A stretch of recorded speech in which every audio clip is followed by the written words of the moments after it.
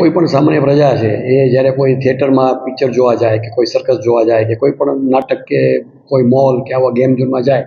ત્યારે એને નોલેજ હોતું નથી કે ભાઈ આ જે જગ્યામાં હું જાઉં છું એનું ફાયર સેફ્ટીનું એની પાસે એનઓસી છે,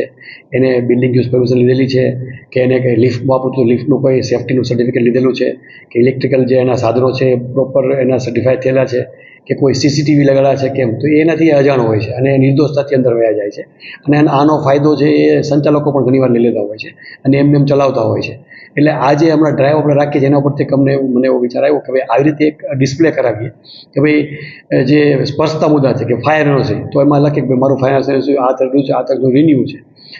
લિફ્ટ તો લિફ્ટ પણ મેં ઓલરેડી સર્ટિફાઈ કરાવી છે, ઇલેક્ટ્રિફિકેશન તો મેં વેરીફાઈ કરાવ્યું છે, સીસીટીવી તો મેં લખેલા છે અને વિકાસ પર અંગે લીધે છે અને બિલ્ડિંગ યુઝ પરમિશન પણ અમે જે તે લીધે છે. એ આ કોઈને ડિસ્પ્લે કરવાનું રહેશે, લોકો જોઈ શકે એવી જગ્યાએ એને ડિસ્પ્લે કરવાનું રહેશે, જેથી જે પ્રજા જે જાય છે એને ખબર